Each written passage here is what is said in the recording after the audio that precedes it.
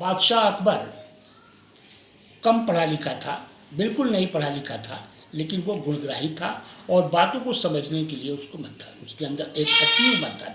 उसने विद्वानों की एक सभा थी जिसको नवरत्न कहा जाता था और उसमें हर तरह के विषयों पर विद्वान जो है उसको राय देते थे। उसमें बीरबल प्रमुख थे।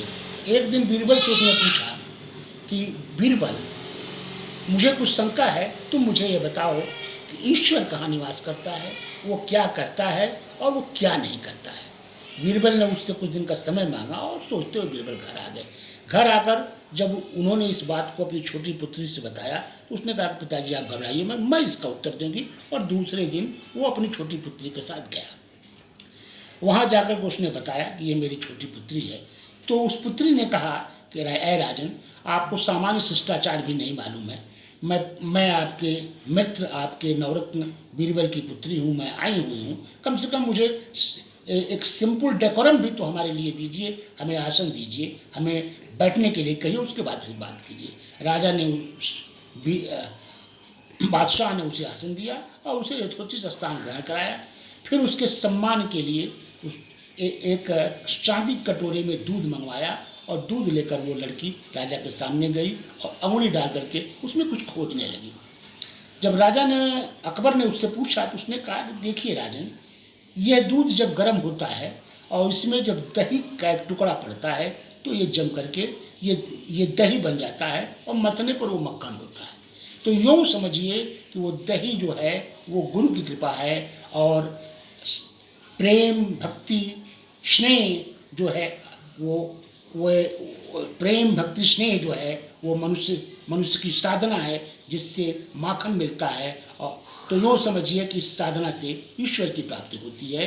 तो हमारा ईश्वर जो है कण कण में विराजमान है, उपस्थित है। जब गुरु की कृपा मिलेगी और हमारी स्नेह भक्ति उत्पन्न होगी तो ईश्वर प्राप्त होगा। ईश्वर जो है कण कण में विराजमान है। दूसरा प्रश्न ये है कि आप कहते हैं कि ईश्वर करता क्या है।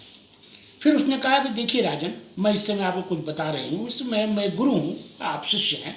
तो राजा जो है, सम्राट जो है, उसको अपना आसन दे देते हैं और अपने नीचे आ जाते हैं।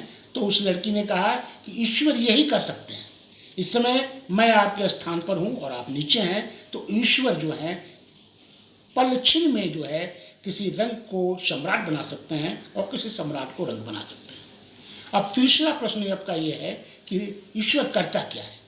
तो यूँ समझ लिए कि जो साधारण मनुष्य करता है, जो आप करते हैं, वो ईश्वर नहीं करता है, क्योंकि ईश्वर अविनाशी हैं, निर्गुण हैं, निराकार हैं, उनका कोई रूप नहीं है। वो करते भी हैं, नहीं भी करते हैं, कुछ नहीं करते हैं। तो जो आप करते हैं, जो एक सामान्य मनुष्य करता है, वो ईश्वर नहीं करते हैं, क्योंकि ईश्वर हम सभी से परे है।